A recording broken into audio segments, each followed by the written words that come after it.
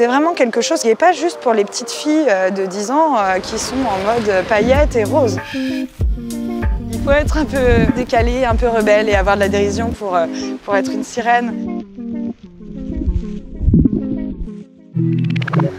Ce qui me rend le plus heureuse quand je vais nager en mer, c'est la connexion avec l'océan.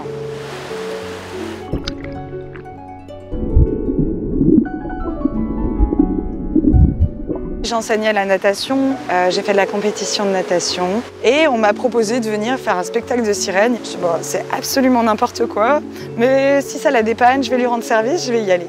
Ça a été vraiment un hasard total, ça a été assez magique en fait. Le fait d'avoir le costume, c'est vraiment une transformation, on accède à un monde un petit peu autre.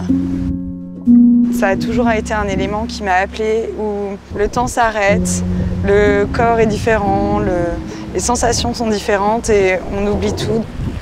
Nager en monopalme, c'est une chose, c'est sportif, c'est puissant, on a le plaisir de la glisse. Nager comme une sirène, évidemment, on a un mouvement très technique d'apnée, de natation pour la gestion de la respiration et on va avoir accès à un côté un petit peu plus artistique où il va falloir qu'on fasse des figures, qu'on apprenne à gérer notre flottaison. Donc oui, c'est assez physique.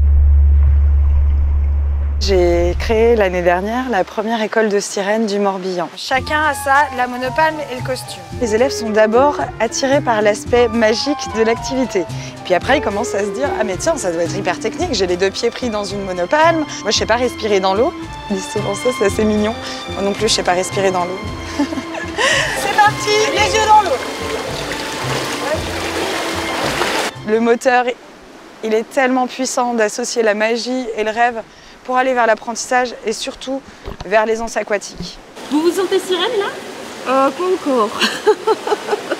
Il me faudra d'autres expériences. Je vais essayer sur le côté.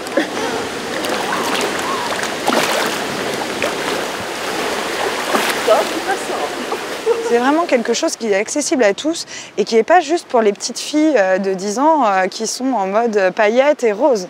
Au contraire, moi j'ai été hyper surprise. Aujourd'hui, j'ai autant d'adultes que d'enfants. Et j'ai parfois des grands-mères, des papas qui viennent, des petits garçons. C'est assez intéressant parce qu'ils n'ont pas les barrières qu'on peut avoir. Ils disent « mais moi, j'ai toujours rêvé d'être une sirène » et ils n'ont aucun complexe à mettre du rose, du bleu, du vert, enfin... C'est pas évident d'onduler. Au départ, on peut croire ça très drôle, mais en fait, c'est loin d'être évident. L'élégance, j'ai laissé tomber. Ouais. J'ai essayé de pas couler, c'est déjà pas mal. L'idée, c'est que ce soit sympa, ce soit esthétique, qu'on puisse s'amuser, qu'on puisse faire des figures, qu'on apprenne à faire plein de choses dans l'eau et que ça devienne notre terrain de jeu.